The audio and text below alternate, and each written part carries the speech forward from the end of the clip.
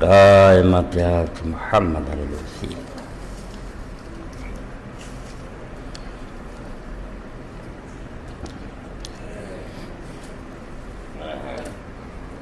الحمدللہ وسلام علی عبادہ الذین اصطفیٰ.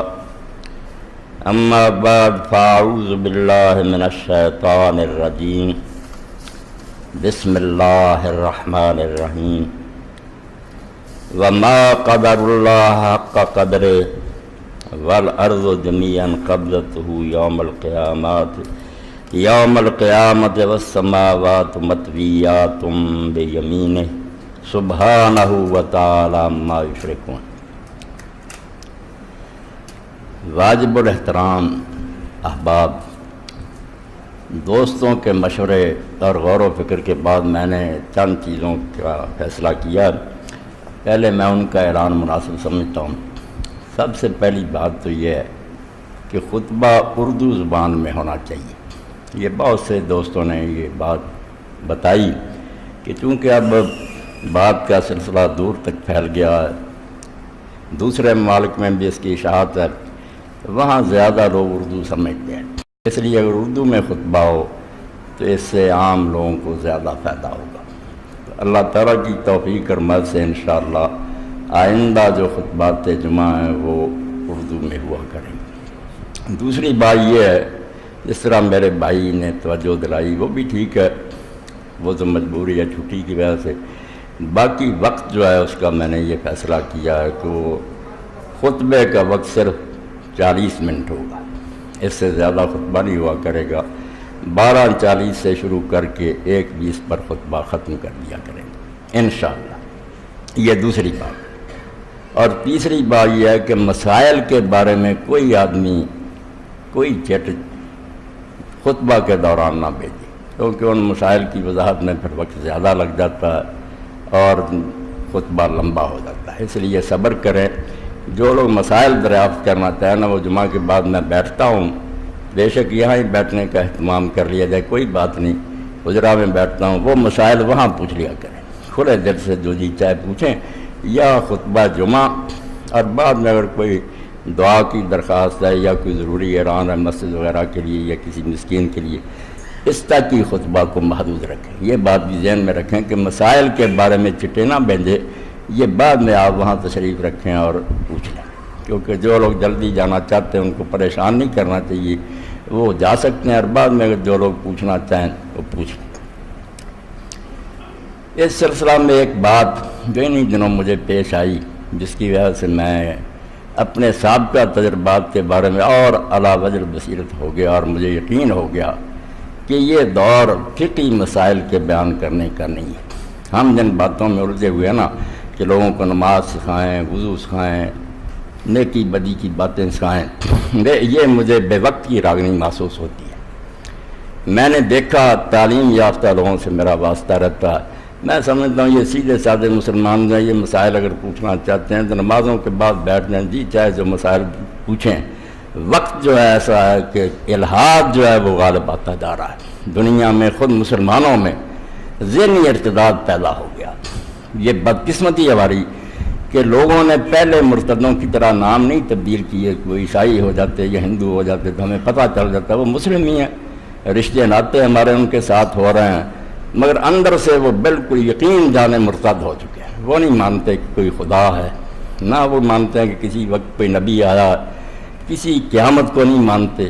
اس کا اظہار وہ عام لوگوں کے سامنے کرنے سے جھجکتے ہیں، مگر اپنی مجلسوں میں مذاق اڑاتے ہیں ان باتوں کا، اور اس بارے میں ایسے شبہات اور اعتراضات کا اظہار کرتے ہیں پڑھے لکھے لوگ، جس سے پتہ چلتا ہے کہ یہ یقین کی دولت سے محروم ہو چکے ہیں. ان کا ایمان جو ہے نا اس کو گھن لگ چکا ہے. ہم زبردستی ان کو مسلمان مانتے ہیں، اور یہ بھی بیچارے اس لیے کہ کوئی گڑبڑ نہ ہو جائے خاندان میں خاموش ہیں، ورنہ بالکل وہ اسلام سے پھر گئے. ان کو کوئی یقین نہیں رہا.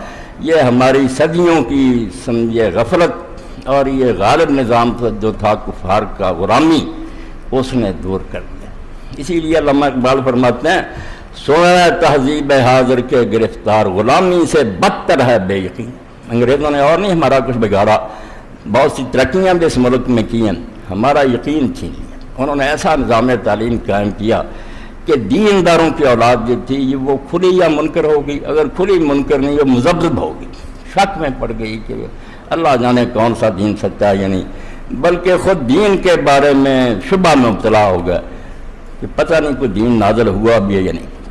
انہی دنوں میں 3 راتیں میری ایسی صرف ہوئی ہے کہ اسلام آباد سے میرے دوست ہیں ڈاکٹر بشیر صاحب، ان کے ساتھ 2 اور ڈاکٹر آئے ہوئے تھے، PhD لوگ، بڑے بڑے افسر ہیں وہ بھی تھے، اور تیسرے دن ان کے ساتھ پھر یہاں یونیورسٹی کے ایک ڈاکٹر صاحب بھی آئے، جن کے بارے میں بشیر صاحب نے بتایا کہ یہ وہاں امریکہ میں پڑھتے رہے ہیں، ان کے پاس بہت سے سوال ہیں جو بڑے مولوی حضرات کے پیاس کو لے کر گئے، مگر انہوں نے کہا مجھے کوئی قائل نہیں کر سکتا، کسی نے معقول جواب نہیں دیا، اس لیے وہ بیچارے متشکک تھے کہ دین کی باتیں، وہ یہودی سے کسی سے واسطہ رہا ان کا، ایک دائریے سے رہا، انہوں نے ایسے سوال اٹھائے کہ یہ دین کے بارے میں جانتے نہیں تھے، پریشان تھے۔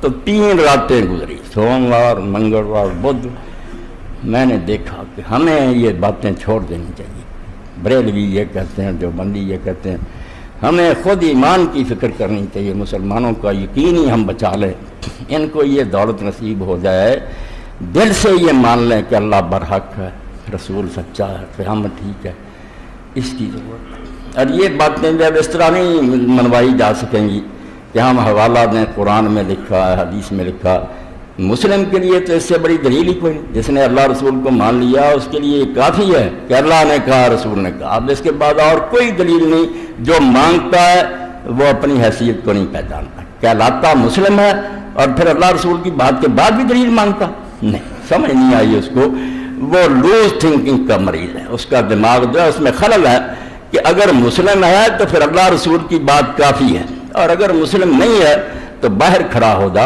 پہلے اس پر بحث کر کے اللہ کا رسول سچا ہے نہیں، نبوت پر بحث کر، نبی پر یقین ہو جائے گا تو اندر آ جانا، نہیں یقین ہوتا تو باہر ہونا، بے شک کافر مرو۔ یہ عجیب تماشا جو ہے کہ مسلم بھی کہلاتے ہیں پھر اللہ رسول کی بات پر یقین نہیں کرتے، کہتے دل نہیں مانتا، اس میں یہ سوال پیدا ہوتا۔ اس سے پتہ چلتا ہے کہ یہ عقل سے بھی کورے ہیں، بڑے بڑے ڈاکٹر فلسفی بنتے نا، بالکل عقل سے خالی ہیں۔ پہلے آدمی کو چاہیے کہ وہ بات کرنے سے پہلے اپنی پوزیشن متعین کرے کہ تم ہو کون، اگر مسلم ہو تو مسلم تو کہتے ہی اس کو ہے جس نے اللہ رسول کے آگے سر جھکا دیا۔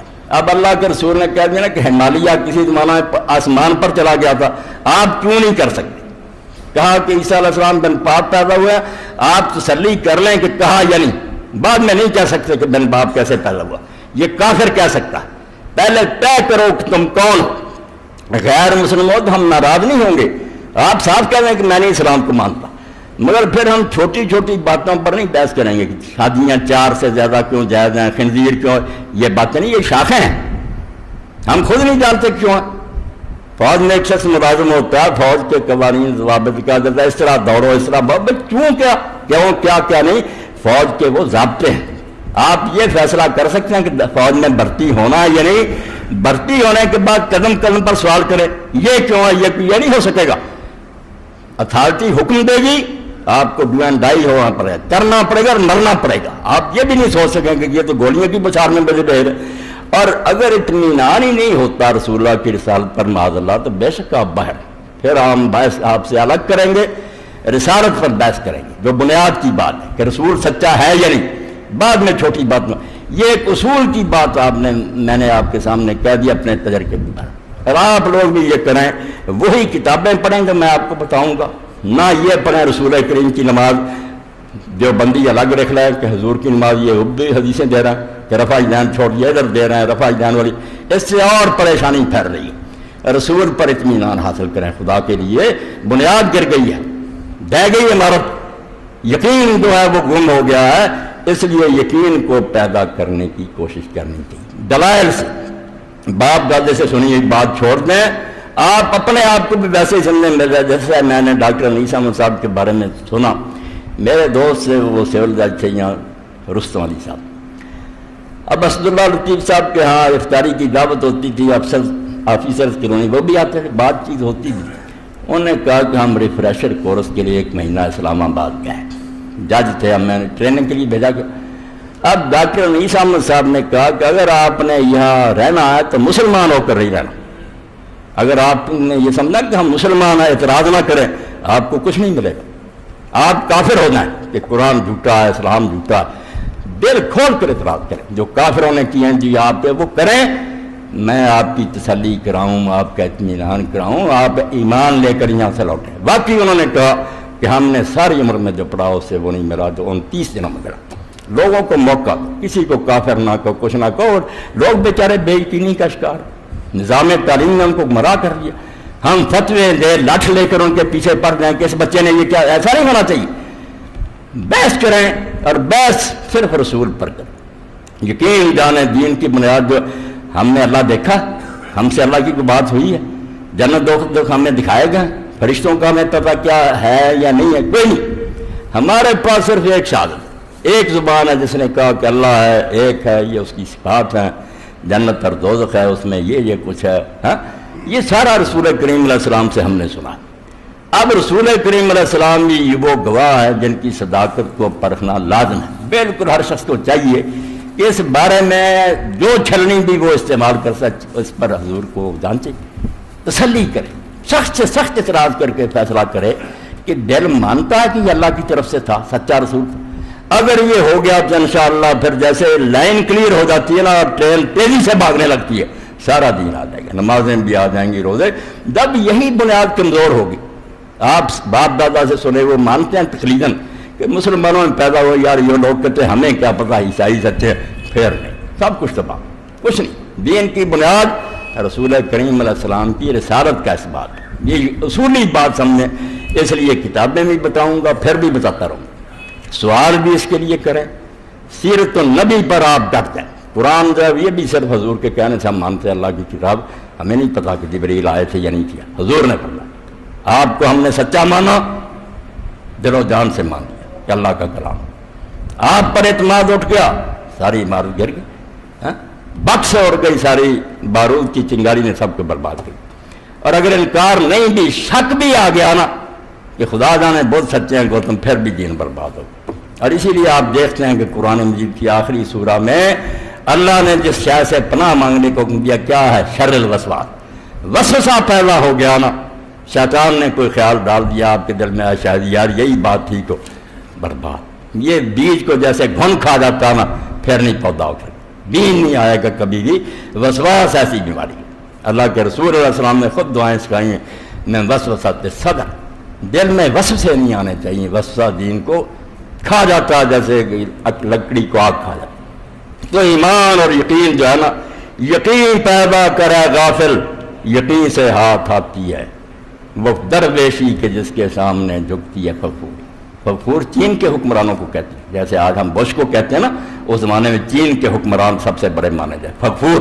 تو درویش فقیر کہتے ہیں یقین پیدا کر، یقین اگر آ گیا نا تیرے اندر تو فقیر بھی ہوگا اور گودڑی پہنے ہوگا اور چٹائی پر بیٹھا ہوگا نا، وقت کے سلطان سلام کے لیے آئیں گے، تجھے نہیں جانا پڑے گا، تیری خدمت میں حاضر ہوں گے۔ یہ وہ دولت ہے، اور یقین نہیں ہوتا کچھ بھی نہیں، یقین کے بغیر کوئی بات نہیں۔ خلیل آسا درے ملک یقین رن، ابراہیم علیہ السلام کی طرح یہ دروازہ کھٹکھٹا، اللہ نے کہا یکون من الممکن، ہم نے اسے دلائل اتنے سکھائے، بار بار نشانیاں دکھائیں کہ وہ یقین کرنے والوں میں سے بن جائے۔ یقین ایسی دولت، ابراہیم علیہ السلام کی طرح اس دروازے کو کھٹکھٹا، نوائے لا احب العافین، پھر آواز تو دے گا جو قرآن میں آتی ہے کہ میں فانی چیزوں کو نہیں مانتا، پھر خدا کا دامن ہاتھ میں آ جائے گا، وہ زندہ خدا مل جائے گا، روشنی ہو جائے گی، نور، ورنہ اندھیروں میں بھٹکتا رہے ساری عمر اندھیرے، یا کفر کا یا شرک کا یا فسق کا یا بدعت کا، طرح طرح کی گمراہیاں، نجات نہیں پا سکتی۔ تو اس لیے ایسی کتابیں جن سے ایمان پیدا ہو، رسول پر یقین پیدا ہو۔ جن لوگوں کو پتہ ہے اس دور میں مولانا مودودی رحمۃ اللہ علیہ نے جو کام کیا، ان کے مخالف بھی مانتے ہیں، چھوٹے چھوٹے مسائل میں جھگڑتے ہیں کہ صحابہ کے بارے میں یہ لکھا وہ، مگر اس بات کو مانتے ہیں کہ یہ کفر کی الغار جو ہے دہریت اور الحاد، یورپ جو لوگوں کو منواتا ہے سائنس اور فلسفے کے دور سے کہ خدا نہیں ہے، اس کا مقابلہ صرف اس شخص نے کیا، اور اس کے دشمن بھی اس کی کتاب میں استعمال کرتے ہیں، لکھتے ہیں کہ اگر یار ان مسائل میں نہ ہوتا تو اس سے بڑا کام کسی نے نہیں کیا، جو یہ کر گیا ان کے مقابلہ میں کوئی نہیں کرے۔ اب اس میں سے تفہیمات جلد، تفہیمات وہ سیٹ ہے، کئی جلدیں، جس میں مولانا نے جو بالکل سمجھانے کی باتیں تھیں نا، گہری باتیں جن میں مسلمان بھی الجھے ہوئے تھے، غیر مسلموں کو بھی غلط کرنے، صرف اس پر مضمون لکھیں، وہ الگ کر دیے گئے تفہیمات کہ سمجھنے کے قابل بات نہیں۔ اس کے پہلے حصے میں کہ ایمان برسالت کی ضرورت کیا ہے، رسول کی کیوں ضرورت ہے، لوگ کیوں اپنی عقل اور سمجھ سے نہیں سمجھ سکتے کہ یہ صحیح ہے یہ غلط، عقل کیوں ناکارہ ہے اور وہی کی کیوں محتاج ہے، جو ان چیزوں کو پڑھے گا اس کو پتہ چلے گا کس شخص نے کیا کام کیا۔ یہ شاخوں کو کترتے رہتے ہیں کہ یہ مسئلہ لے لو یہ مسئلہ لے لو، بھئی بات تو بنیاد کی کرو کہ رسول اللہ کی طرف سے ہے، اور کبھی کوئی رسول آئے بھی ہیں یا ہے ہی افسانہ، اللہ نے کبھی نہیں بھیجی، بلکہ اس سے آگے بڑھ کر کہ اللہ بھی ہے یا معذاللہ یہ بھی ہمارا ایک وہم ہے خیال۔ اس کو جب تک آپ نہیں سمجھے گی، میں نے دل کی بات آپ سے کہی، مل کر پڑھے لکھے لوگوں سے کہ وہ بیچارے تذبذب کا شکار کہہ نہیں سکتے، دل نہیں ان کی مانتی کہ اسلام سچا ہے اس کی، وہ کہتے مذہب تو اور بھی، وہ بھی سارے کتابیں لیے پڑھتے، ہمیں کیا؟ بہت بڑی بات، اس کو حاصل کرنا چاہیے، اس پر اپنی توجہ مرکوز کریں گے۔ اور اس دور میں اب میں نے انہیں بھی بتایا، انہوں نے اسی وقت نوٹ کری، کہنے لگے ہم یہ کتابیں نہیں چھوڑیں گے۔ اب میرے بارے میں نامراد ناواقف اور جاہل کہہ دیتے ہیں، مولوی صاحب شیعہ ہیں، مولوی صاحب بریلوی ہیں، مولوی صاحب، انہیں نہیں پتہ چلے گا۔ ان کی جو فضا ہے نا کرگسوں کی، جہاں یہ اڑتے ہیں یہ نہیں سمجھ سکتے۔ میں ان چیزوں سے بہت اونچا ہوں، میں نہیں جانتا کہ یہ کیا گروہ بندی ہے۔ سارے ہمارے بزرگ ہیں، ہمارے ساتھی ہیں، جو اچھا کام کرتا ہے اس کی داد دینی چاہیے اور اس سے فائدہ اٹھانا چاہیے۔ اب تازہ کتاب میں 6 میں پڑھ چکا ہوں، اب مجھے اطلاع ملی ہے کہ 3 جلدیں اور آ گئی، وہ بھی انشاءاللہ حاصل کریں۔ تفسیر موضوعی، یہ ایران میں شیعہ عالم ناصر مکارم اس نے لکھی۔ اب کیا لکھا اس نے؟ ایسی بات کہی جو 1400 سال میں کسی نے نہیں کی تھی۔ ہم آج تک تفسیریں پڑھتے تھے مفرداتی کہ ایک ایک لفظ کی وضاحت کی، جیسے امام راغب اصفہانی کی المفردات، ایک ایک لفظ کی تشریح عربی میں اس کا کیا معنی ہے، وہ بھی بہت اعلیٰ کام تھا۔ ایک تفسیر ترتیبی تھی، شروع سے لے کر سارے قرآن کی تفسیر ہوتی جاتی، یہ بھی انہوں نے کی ہے۔ 10-12 عالم مل کر بیٹھے، انہوں نے وہ تفسیر نمونہ اردو ترجمہ ہوا۔ صرف یہ گلا ہے کہ ان کتابوں میں لوگوں نے شیعت گسیڑ دی، کہیں کہیں نا شیعہ کی بحثیں آ گئیں کہ حضرت علی امام ہے، جیسے بریلوی حضرات حاضر ناظر کی لے آتے ہیں، وہابی اپنا فاتحہ پڑھنے کی لے آتے ہیں۔ قرآن میں ان بحثوں کو گسیڑنے کی کیا ضرورت ہے؟ قرآن میں یہ بحثیں ہوئی نہیں، آپ حدیث میں لے جائیں، فقہ میں لے جائیں، وہاں جھگڑتے پھرے۔ قرآن غریب کو کیوں کھینچتے ہیں کہ فاتحہ نہیں پڑھتا اس کی؟ کہیں نہیں، حدیث گسیڑ کر قرآن مجید کا مترادف بناتے ہیں، وہ علی کی امامت کا دخل دے دیتے ہیں۔ ایسی چیزیں نہ ہوتی تو یہ قیمتی کی باتیں ہوتی، بہت نقصان پہنچا دیتے ہیں ایک اچھے کام کو۔ اب تفسیر موضوعی کیا؟ اللہ اکبر، سبجیکٹ کے مطابق ایک مضمون لیا، اللہ سر، اس میں اور کوئی بات نہیں، سارے قرآن میں جو اللہ کے بارے میں، اس کی صفات کے بارے میں، وہ ایک جگہ آ گئی۔ اور اس میں پھر جو نا فلسفیوں نے کہا، دانش آج تک جتنے دنیا میں عقل مند پیدا ہوئے ہیں، مشرق سے مغرب دوسری امتوں میں بھی، وہ اللہ کے بارے میں کیا کہتے رہے، کہاں کہاں ٹھوکریں لگی ہیں، قرآن کیوں ان کے مقابلے میں زیادہ سچا۔ ایسی عقلی اور لاجیکل بحث کہ جو مانتا اور جو پڑھے گا اس دور میں کہے گا ہاں اللہ کا پتہ چلا، باقی دل ٹھک گیا، پتہ چلا کہ اللہ ہے اور اس کی یہ شان ہے۔ پہلی جلد علم پر رکھی ہے۔ سب سے پہلا سوال بھی ہے کہ آدمی اس جھنجٹ میں پڑے ہی کیوں؟ ہم کیوں ڈھونڈتے پھریں کہ اللہ ہے، یعنی ضرورت کیا علم کی، اس کے بغیر نقصان کیا؟ علم پر لکھا، علم ہے کیا شے انسان کے لیے، کیوں یہ ضروری ہے، علم کے ذرائع کیا ہیں، کہاں کہاں سے حاصل ہوتا ہے، حواس سے بھی ہوتا ہے، 5 ملے ہوئے حواس، کان ہے، آنکھیں ہیں، ناک ہے، چھونا ہے، منہ سے چکھنا ہے، ان کو حواس خمسہ کہتے ہیں۔ ایک علم کا ذریعہ تو اللہ نے یہ بھی دیا، کچھ چیزیں ہم ان سے معلوم کر سکتے، چکھ لیا پتہ چل گیا یہ میٹھا یہ کروا، ہاتھ سے چھو لیا گرم ہے یا ٹھنڈا، آنکھوں سے دیکھ لیا، ناک سے سونگھ لیا بو ہے بدبو ہے، حواس خمسہ، یہ سب سے پہلا سٹیج۔ اس کے آگے عقل شروع ہوتی ہے، وہ چیزیں دیکھنے نہیں آتی، لوگ کہتے ہیں عقل میں نہیں آتا، بات اندھے حواس کی کر رہے ہوتے ہیں کہ میں نے دیکھا نہیں، وہ تو سٹیج تھی حیوانوں کی، آنکھوں سے دیکھ کر ماننا 4 پایوں کا کام تھا۔ عقل کا تو دائرہ ہی وہاں شروع ہوتا ہے جہاں حواس بس کر دیتے، نہ دیکھنے میں آئے گی نہ سننے، وہاں سوچنا پڑے گا کہ ایسا ہو سکتا ہے، یعنی وہ عقل ہے۔ اور عقل سے بھی آگے پھر آ جاتا ہے وہی کا دائرہ کہ جہاں عقل بھی بے بس ہو جاتی ہے، سوچ سمجھ سے بھی کچھ پلے نہیں پڑتا، پھر اللہ رہنمائی کرتا، خود آسمان سے بولتا ہے، کلام اتارتا۔ اس لیے 2 جلدیں تو میرے بھائیوں اس پر خرچ ہوگی۔ علم کیا ہے؟ ضرورت اس کی کیا ہے، کہاں کہاں سے لوگوں نے حاصل کیا، کیوں ناکام رہے ہیں، وہی کی کیا ضرورت، یہ بنیادی موضوع ہے۔ مودودی صاحب کا بتا دیا ایمان در رسالت کی ضرورت، اور یہ اور ایک کتاب مرحوم ہو چکے سید ابوالحسن ندوی رحمۃ اللہ علیہ، یہ تبلیغی جماعت جو پھرتے ہیں بیچارے ہمارے بھائی یا نیکی کرتے، مگر وہ ان کی جان تھی، ان کی طرح نہیں تھے، وہ مانتے تھے کہ اسلامی حکومت کے بغیر گزارا نہیں، وہ اولاد تھے سید احمد شہید رحمۃ اللہ علیہ کی، مجاہدین کی نسل، اور اب تک ان کے خاندان میں ہر بیٹا اور بیٹی عالم ہے اور حافظ قرآن ہے، پورا خاندان تک اپنی روایت کو لے جا رہا ہے، ان کے بھتیجے بھانجے چوٹی کی علماء۔ انہوں نے سید ابوالحسن ندوی نے خطبہ دیا، زیادہ نہیں پڑھ سکتے تو اللہ کے لیے یہ کتاب لے لے، چھوٹی، مذہب اور تمدن، یہ لیکچر دیا انہوں نے جامعہ اسلامیہ میں، وہاں جامعہ ملیہ دہلی، وہاں تھے بڑے بڑے ڈاکٹر پروفیسر سارے فلسفے کے استاد۔ سید صاحب نے وہاں پھر یہ باتیں کہیں کہ 3 سوال ہیں جن کو حل کیے بغیر علم کا علم ہی نہیں کہنا سکتا، جو یہ حل نہیں کرتا کوئی علم نہیں، دنیا جہان کی کتابیں رد ہے، اگر ان سوالوں کا جواب اس کے پاس نہیں، اس نے کچھ نہیں جانا۔ پہلا سوال یہ ہے کہ ہم کہاں سے آئے، ہمارا مبدا کیا ہے، کس طرح دنیا میں آ گئے، خود بخود پیدا ہو گئے، مادے نے پیدا کر دیا ہے، کوئی اللہ ہے پیدا، اس کو مبدا کہتے ہیں کہ ہمارا آغاز کیا ہے۔ دوسری بات یہ ہے کہ انجام کیا ہو، ہر عقل مند ان پڑھ بھی کہے گا کہ واقعی یہ باتیں سوچ لیں کہ ہم جب نہیں تھے کس طرح یار اس دنیا میں آ گئے، کس نے بنا دیا یا خود بخود بنے، اس بارے میں فیصلہ کرنا پڑے گا، اور مر کر بس مٹی ہو جائیں گے یا بعد میں کچھ ہوگا تو کیا ہوگا، کس طرح کوئی سزا جزا ملے گی، یہ ماد کہہ جاتا ہے۔ اور تیسری بات درمیان کی ہے کہ جب آئے ہیں آگے یہ ہونا ہے تو اب کس طرح رہیں، ماس جینے کو کہتے ہیں، کیسے آپ کی کھوپڑی نے اور دماغ نے کام کیا نا کہ واقعی یہ 3 سوال تو بنیادی، اور ہر کافر مومن نے اس پر بحث کی ہے، جو بھی تمدن بنا ہے، تہذیب دنیا میں بنی، اب بھی جو چل رہی ہیں قومیں، کچھ نہ کچھ انہوں نے سوچا ہے، چاہے یہ کہہ دیا کہ خود ہی بنے، چاہے یہ کہہ دیا کہ مٹی ہو جائیں گے، یہ کہا کہ جونے بھگتنے کے لیے، جو دی چاہے جواب دیا ہو، مگر اس سے جان نہیں چھڑا سکتی، بس کہنا پڑا اس بارے میں کچھ نہ کچھ ہے۔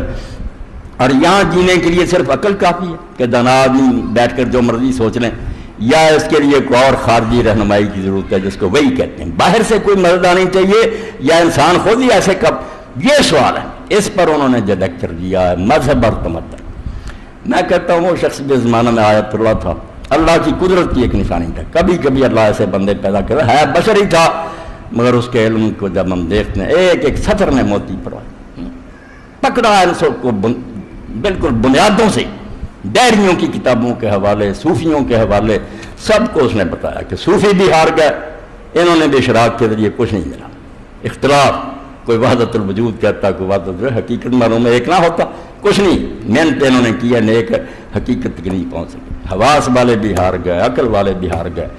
پھر ثابت کیا کہ صرف ایک گروہ دنیا میں ایسا ہے جن کے پاس 100% حق تھا، ایک رائے بھی کم نہیں تھی، وہ نبی تھے علیہ السلام، کیونکہ وہ اپنی طرف سے نہیں بولتے تھے، ان کا نہ اندازہ تھا، نہ تحقیق تھی، نہ ریسرچ تھی، اللہ خود بولتا تھا، انہیں بتا دیتا، جس نے جہان بنایا جو وہ بتاتا تھا کہ میری دنیا ایسی، اس لیے وہ جو بات بتاتے تھے اس میں نہ کوئی غلطی تھی، نہ خطا تھی، کوئی خامی نہیں تھی۔ انبیاء اتنی پیاری کتاب ہے، ایمان بس روح میں سما جاتا کہ وقت اللہ ہے، اس کے نبی ساتھ، پھر آیات بھی بہت سی۔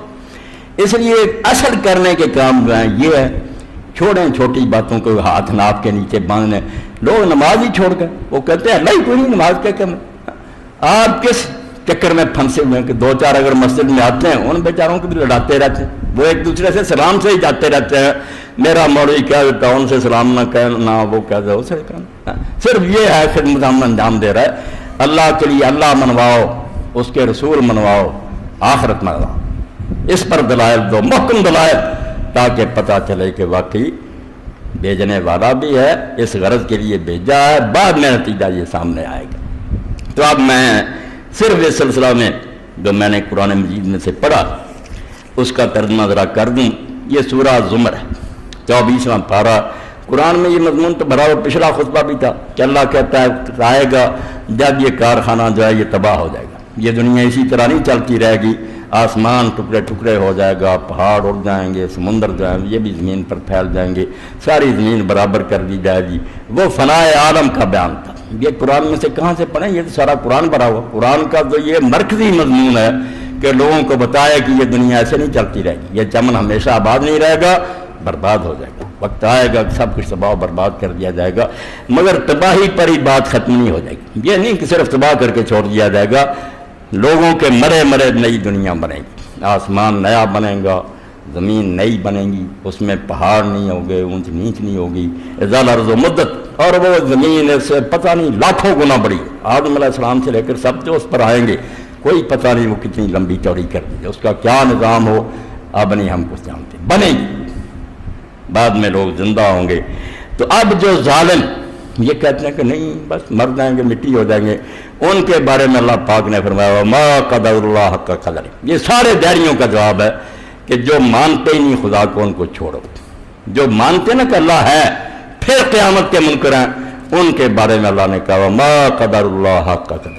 ان ظالموں نے اللہ کی شان پہچانی ہی نہیں جیسے پہچاننی چاہیے تھی۔ انہیں اللہ کا صحیح پتہ ہوتا کیا انکار کرتے، کیوں یہ باتیں کہتے کہ قیامت نہیں آئے گی؟ میں نے پچھلے جمعے میں بھی اشارہ کیا تھا، اب بھی، کہ اللہ کیا ہے جو چاہے کر سکتا۔ اگر یہ مانتا ہوتا ظالم کیوں سوال اٹھاتا کہ جب ہڈیاں ہو جائیں گے، مٹی ہو جائیں، کس طرح دوبارہ پیدا ہوں گے؟ تو نے ظالم اپنے اللہ کو نہیں پہچانا، تو کسی عاجز اور بے بس کو مانتا ہے اللہ، ورنہ اللہ کو صحیح کو مانتا ہوتا، جو چاہے کرے، وہ ہزاروں دفعہ تباہ کرے، دنیا نہیں بناتا رہے، کیا اعتراض ہے تجھ؟ تو نے نہ اس کی قدرت پہچانی، تو ایسا اومنی پوٹینٹ ہے، اتنی طاقتوں کا مالک ہے، نہ تو نے سوال اٹھایا کہ کون جانتا ہے کس نے کیا کیا۔ آدمی کو خود نہیں یاد رہتا، آدم علیہ السلام سے لے کے قیامت تک کتنے انسان ہیں، کس کو یاد ہے اس کا دل کتنی بار دھڑکا، دل میں کیا خیال آیا، آنکھوں نے کیا چوری کی؟ یہی سوال شیطان پیدا کیا۔ فرمایا ظالم اگر تو اللہ کو بکل شیء علیم مانتا کہ اس سے ایک ذرہ بھی چھپا نہیں ہے، اس کے لیے ماضی حال مستقبل سب ظاہر ہے، وہ ہر شے کو جانتا، اور اگر تو کہتا ہے کہ بس ہے تو سب کچھ ٹھیک، مگر اس نے کیوں دنیا بنانی ہے، تو اس کی حکمت کا منکر ہے، جو اس کو نادان اور بیوقوف سمجھتا کہ اتنا بڑا جہان بنا دیا، ادھر نیکیوں کے ڈھیر لگ رہا ہے، ادھر بدماشیاں ہو رہی ہیں، وہ تماشا دیکھتا اور مر جاتے ہیں لوگ، وہ سب کو مٹی میں مرا دیتا۔ اس کی مثال تو میرے دوست کہہ رہا ہے بالکل ٹھیک ہے کہ ایک بچہ دیر رات پڑھتا رہا، اس نے پرچہ دیا ہے، خالی چھوڑایا، ممکن نے دونوں کو انعام دے دیا۔ آپ ہی بتائیں آپ کے بچے کے ساتھ اگر یہ ظلم ہو، پڑھنے والے بچے کو بھی وہی انعام دو، فارغ اور بالکل بیکار رہنے والے کو آپ کا دل جو ہے دعائی نہیں دے گا کہ ممکن تو ظالم ہے، میرا بچہ دیر رات ڈالتا رہا اور اس کو بھی وہی انعام۔ اس لیے اس سے بڑی بے حکمتی، نادانی اور بے وقوفی ہو نہیں سکتی کہ کام کرنے والے کو اور نہ عمل کرنے کو برابر کے۔ تم میں سے کون آقا ہے جس کا ایک مزدور کام کرے اور دوسرے سرے سے کام ہی نہ، ان کو دونوں کو تنخواہیں دے؟ کوئی عقل کرو، اللہ کو اس سے بھی زیادہ نادان سمجھا۔ اسی لیے جنہوں نے کہا تھا کہ یہ دنیا جو ہی چلتی رہے گی، کیا جواب دیا اللہ نے؟ اللہ کی باتیں لاجک پر مبنی۔ میں کہتا ہوں عقل یہ ہے اصل سوچ، جاہلوں کی سوچیں بالکل بے۔ اللہ قادر مطلق ہے، جتنی بار چاہے دنیا بنائے، وہ علیم ہے، اس کو حساب لینے میں کیا مشکل پیش آئے گی، ذرے ذرے کو جانتا ہے کہ یہ جو پیش ہوا یہ کیا کر کے آیا۔ وہ حکیم اور دانا ہے، جانتا ہے کہ یہ گندگی ہے، یہ لٹرین میں پھینکنے کے قابل ہے، یہ خوشبو ہے، یہ گلاب کا پھول ہے، یہ گلدان میں رکھنا چاہیے۔ اس کو اتنی سمجھ رکھ رہا ہے کہ یہ نیک ہے، اس کو انعام دینا ہے، یہ بد ہے، اس کو سزا دینی۔ تو فرمایا وما قدر اللہ حق قدر۔ جتنے قیامت کے بارے میں سوال اٹھاتے ہیں جواب آ گیا اس میں کہ انہوں نے اللہ کو نہیں پہچانا جیسے پہچاننا چاہیے، کسی اور ہی چیز کو اللہ مانے بیٹھے ہیں، ورنہ سوال سارے ختم ہوتا ہے، اللہ کی قدر ہی نہیں پہچان سکے۔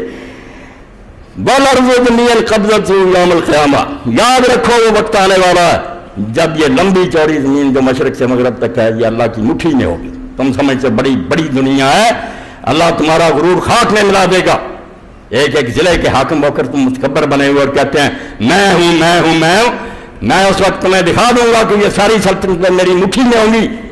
وَالسَّمَاوَاتُ مَطْوِيَّاتٌ بِيَمِينِهِ، اور آسمانوں کو بھی میں نے لپیٹ کر یہ کروڑوں اربوں سیارے دائیں ہاتھ میں لپٹے ہوئے ہوں گے اور اس طرح جھنجھوڑ ہوں گا۔ حدیث پاک میں آتا حضرت عبداللہ ابن عمرو بن العاص رضی اللہ عنہ بناتے جب حضور یہ بیان کر رہے تھے ممبر پر کانپ رہے تھے، حضور پر لفظ طاری تھا کہ کیا وہ وقت ہوگا، بادشاہ کھڑے ہوں گے، متکبرین اور جبار کھڑے ہوں گے، مال کے کائنات جھنجھوڑے گا اور کہے گا اے نا ملوک الارض، کہاں ہے وہ جو زمین میں بادشاہ کہلاتے تھے، آؤ سامنے اب این الجبارون جو بڑے بنتے تھے سرکش، سر نکالے یہاں، این المتکبرون، کوئی بول نہیں سکے گا۔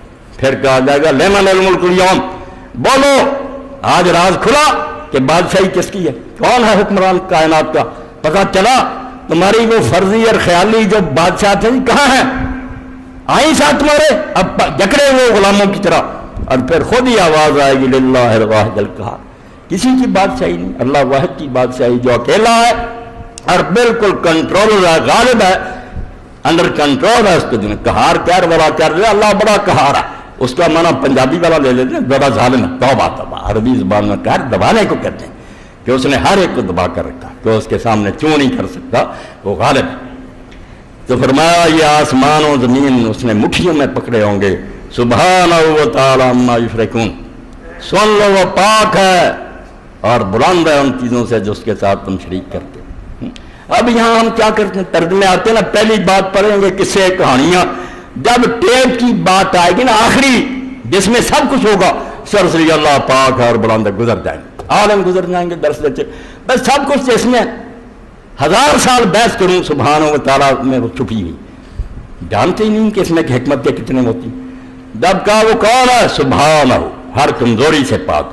اب لاؤ سوال، جتنے قیامت کے بارے میں سوال کرو گے اس میں کوئی نہ کوئی کمزوری خدا میں نکالو گے، پھر سوال بنے گا۔ اگر وہ جو چاہے پیدا کر سکتا ہے، ہر شے کو جانتا ہے، عادل ہے، حکیم ہے، فیصلے کرے گا، پھر کون سا اعتراض باقی رہے گی۔ سبحانہ، اس میں کوئی خامی عیب نہیں ہے، وہ ساری کمزوریوں سے پاک ہے جو تم نے فرض کر رکھی ہیں۔ وتعالی، اور تمہاری عقل جہاں تک پرواز کرتی ہے نا، سوچتے جاؤ اڑتے جاؤ بلند، وہ اس سے پرے، تمہارے اندازوں سے بالا ہے، پرے سرحد ادراک سے اپنا معبود۔ قبلہ کو اہل نظر قبلہ نما کہتے ہیں، وہ بہت اونچا، اس کو کوئی نہیں پا سکتا، نبی ولی نہیں پا سکتے۔ اللہ کے رسول علیہ السلام نے بھی فرمایا، ساری رات تہجد پڑھتے آخر سجدے میں گر جاتے، لا احصی ثناء علیک، اللہ میرے بس میں نہیں ہے کہ میں تیری تعریف بیان کر سکوں کہ تو کیا ہے اور کیا نہیں۔ جب سمجھ نہیں سکتے کیا بیان کر، انت کما صنعت نفسک، تو خود ہی اپنی تعریف کر سکتا کہ تو کیا ہے کیا نہیں، ہم نہیں کچھ بھی کر سکتے۔ اقرار نبیاں سندات لا احصی بچایا، اسی حدیث کا حوالہ دیا نا مولانا کہ لا احصی ثناء علیک، جو حضور نے کہا نبیوں کے سردار کا اعتراف آ گیا ہے، اقرار نبیاں سندا لا احصی بچایا، گناہ تیری نو پا نہ سکے تو بے عیب خدایا۔ سب کچھ وہی ہے، پتہ نہیں، جبریل روز کلام سنتا لے کر آتا، عمر کا افسر ہو نہیں پا سکا کہ کون ہے، کون حکم دیتا، آواز سنتا آ جاتا۔ حضور نبی کریم صلی اللہ علیہ وسلم سے ایک یہودی عالم نے پوچھا کہ زمین کے جو خطے ہیں ان میں سے سب سے اللہ کے نزدیک پیارے خطے کون ہیں؟ اتنے جو ہیں مسجدیں ہیں، بازار ہیں، گھر ہیں، احب البقائر اللہ کون سے، اور اسی طرح برے کون سے؟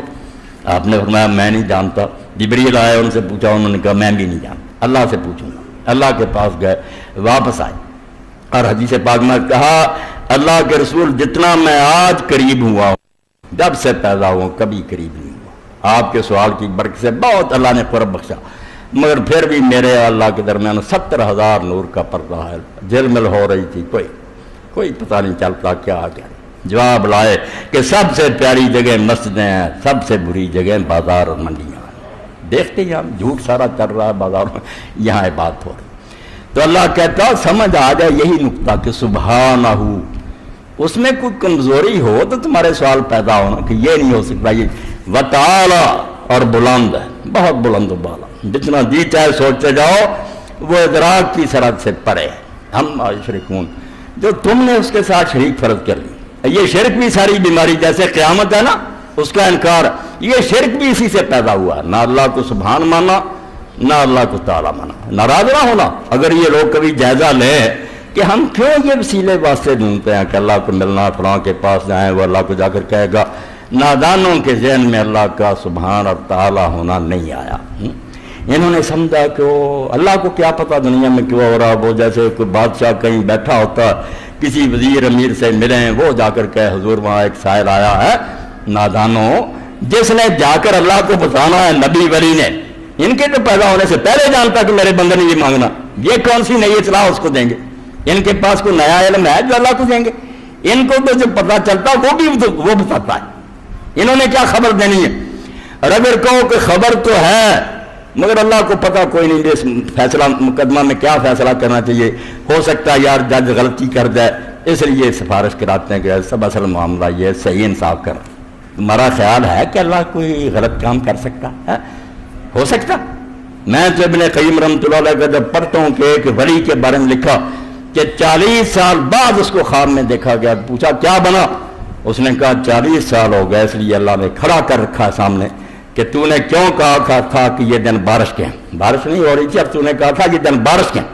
یہ مجھے پہچانا تھا، میں بے عقل تھا جس کو نہیں علم تھا کہ بارش ہونی چاہیے. تو نے اعتراض کیا، تجھے میری معرفت نہیں حاصل، تو نادان اور جاہل ہے میرے بارے میں. اس کو میرے بھائیو اللہ کو پہچانو، اللہ جانتا ہے سب کچھ اور کیا کرنا ٹھیک ہے کیا نہیں، وہ اس کو پتا کہ کون سی دعا ماننے کے قابل آئی. اور اگر کوئی جانتا ہے سب کچھ ہے مگر اس میں رحم نہیں ہے، پیار نہیں ہے بندوں سے، اس کو یار کوئی کہے سنیں گا تو شاید اس کے دل میں کوئی ترس آئے، ورنہ اسے ہماری کیا پرواہ. لعنت ہو کروڑوں تم پر جو ارحم الراحمین ہے. اور جس نے ذرہ ذرہ تقسیم کیا تو حضور نے فرمایا جو 100واں حصہ نہ بانٹا، 99 اب بھی باقی رکھے ریزرو، اور 100واں تقسیم کیا تو اس کا بھی اثر ہے کہ گھوڑی جو ہے اس کا پاؤں پر بچے پر آ جائے فوراً نرم کر دے کہ میرا بچہ دیس پر باؤنا آ جائے. وہ مخلوق میں اس 100ویں حصے کا یہ اثر ہے، رحمت ہے. اللہ رحیم نہیں، وہ نہیں رحمت کرے گا اور کون رحمت کرے گا؟ وہ ان کے دلوں میں اگر رحم ڈالتا ہے، کسی غریب نے فریاد کی امیر کے دل میں آ گیا ایسے پیسہ، کس نے خیال ڈالا؟ اللہ نے ڈالا. اس لیے فرمایا سبحانہ و تعالی عما یشرکون.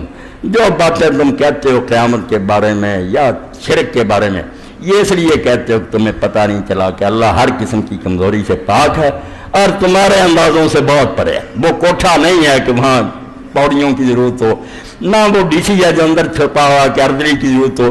وآخر دعوانا الحمدللہ رب العالمین وصلی اللہ تعالی علی خیر خلقہ سیدنا محمد.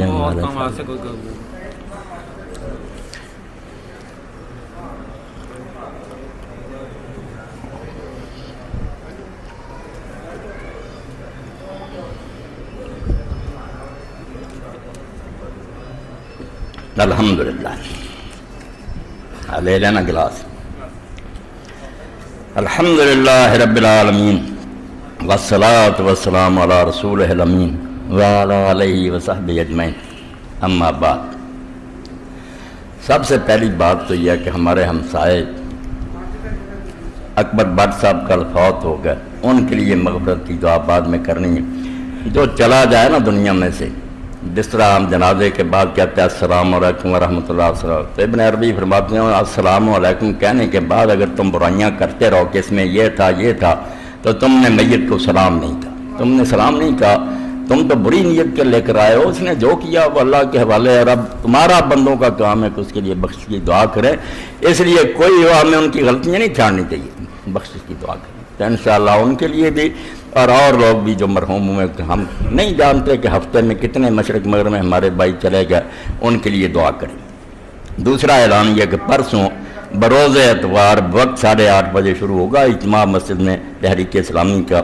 احباب شرکت فرمائیں، آ جایا کریں. یہ اتوار کے دن جو نا اجتماع 15 دن بعد ہوتا ہے، اس میں شریک ہوا کریں. انشاءاللہ آپ جوڑیاں بھر کر جائیں گے، اللہ کی مدد سے دین کے نقطے آپ کو ملیں گے. تو یہ 8:30 بجے شروع ہوگا. 8، 9، 10 اکتوبر اگلا مہینہ جو آ رہا سالانہ اجتماع جمعہ ہفتہ اتوار کو بمقام حسن عبدال جو ہے ہو رہا. اس پر میرے بھائی نے لکھا کہ ہمارے ذمہ 15,000 روپے، وہاں جو اجتماع ہو رہا اس کے لیے 15,000 روپے درکار ہیں. اس کار خیر میں سب حضرات ضرور حصہ لیں. زکوٰۃ ہو صدقات ہو جن کو اللہ نے دیا 15,000 تو ایک آدمی کے لیے کوئی بات نہیں. تو یہ رقم جو ہے نا اگلے جمعہ تک یہ آپ بھی پوری کر دیں. اور تیسرا اعلان جو بھائی نے مجھے توجہ دلائی، پہلے وہ بیبیاں آئی تھیں، مسکین تھی، حاجت مند تھی، انہوں نے سفارش کی تھی. تو آج کے جمعہ پر آپ ان مسکین عورتوں کے لیے بیچارے جن کے یہ ہمارے بھائی شریف صاحب سفارشی ہیں، میرے پاس بھی آئی تھیں. تو اللہ مدد فرمائے تو زیادہ سے زیادہ ان کی مدد کریں. اللہ اجر دے گا، بالکل اجر دے گا. جب کسی مسکین کے لیے صدا دی جائے نا تو آپ اس کو کسی کا معاملہ نہ سمجھا کریں، اپنے ذہن میں سمجھیں کہ میرے لیے کھاتہ کھول گیا سیونگ اکاؤنٹ، اللہ کے بہشت میں مجھے اس میں بارے میں جو ملے گا نا وہ ان کوڑیوں کے مقابلے میں بہت ہوگا. اللہ توفیق دے تو آج جو کچھ بھی اکٹھا انہیں دے دینا چاہیے. اللہ تعالیٰ سارے حاجت مندوں کی حاجتیں پوری کرے، ان کی مشکلات کو حل فرمائے، پریشانیوں سے بچائے۔ پریشانی بہت بڑا روگ ہے، غم کھا جاتا ہے آدمی کو۔ یہ اعلان جو کیسٹوں کا ہے، یہ آپ نے پہلے بھی سنا، بھی میں کہہ دیتا ہوں، آپ سب کے علم میں یہ بات ہونی چاہیے، یہ کیسٹیں جو فروخت ہوتی ہیں میرا اس کے ساتھ تعلق نہیں، سب کے علم میں یہ بات ہونی چاہیے۔ پہلے جانتے ہیں، مگر ہونا چاہیے پتہ کہ میں نے دوسرے علماء کی طرح کو یہ نہیں رکھا کہ میری ریکارڈنگ کرو اور اس سے مجھے حصہ دو، نہیں، اللہ نے مجھے بہت دیا اور اللہ سب کو دے، ایسی کوئی بات نہیں۔ باقی یہ لوگ جو خدمت کر رہے ہیں اللہ اس کا صلہ انہیں دے، اس پر میں خوش ہوں کہ چلو میری بات کو لوگوں تک پہنچانے کا یہ طریقہ ہے، اللہ تعالیٰ کسی کے دل میں اتار دے۔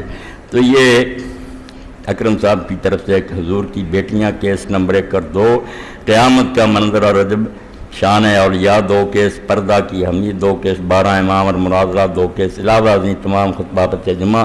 اسی طرح ہمارے بھائی سہیل ہیں اور یہ شفیق صاحب بھی، یہ سارے ایک ساتھی کرتے ہیں، آپ جس سے چاہیں لے لیں، آئیے، آپ کی اپنی مرضی ہے، اور جس کی پسند کریں کہ اس کی آواز اچھی ہے، اس میں میرا کوئی دخل نہیں۔ باقی اللہ تعالیٰ ان بچوں کو مزید توفیق دے کہ میری بات کو یہ محفوظ کر کے لوگوں تک پہنچائیں۔ میری تو دعا یہی ہے کہ نام محمد سے اجالا کر دے، رسول کا نام دے، اس سے ہمیں دنیا میں روشنی پھیلانی چاہیے۔ رسول پاک کے ہم خادم ہیں، آپ کے پاؤں کی خاک ہیں، ہمیں جو ملا حضور کے صدقے ملا، ہم کہاں مسلم ہوتے اگر حضور تشریف نہ لاتے۔ اس لیے ہر کلمہ گو کا کام ہے کہ وہ جہاں بیٹھے جہاں جائے حضور کے دین کا بہانے سے چرچا کرے۔ اللہ اس کی توفیق دے۔ اللہم صلی علی محمد وعلی آل محمد کما صلیت علی ابراہیم وعلی آل ابراہیم انکا حمید مجید۔ اللہم بارک علی محمد وعلی آل محمد کما بارکت علی ابراہیم وعلی آل ابراہیم انکا حمید مجید۔ اللہم اغفر للمؤمنین والمؤمنات والمسلمین والمسلمات الاحیاء منهم والاموات، ان اللہ یأمر بالعدل والاحسان وایتاء ذی القربى وینہی عن الفحشاء والمنکر والبغی یعظکم لعلکم تذکرون۔ اللہ خوش رکھے۔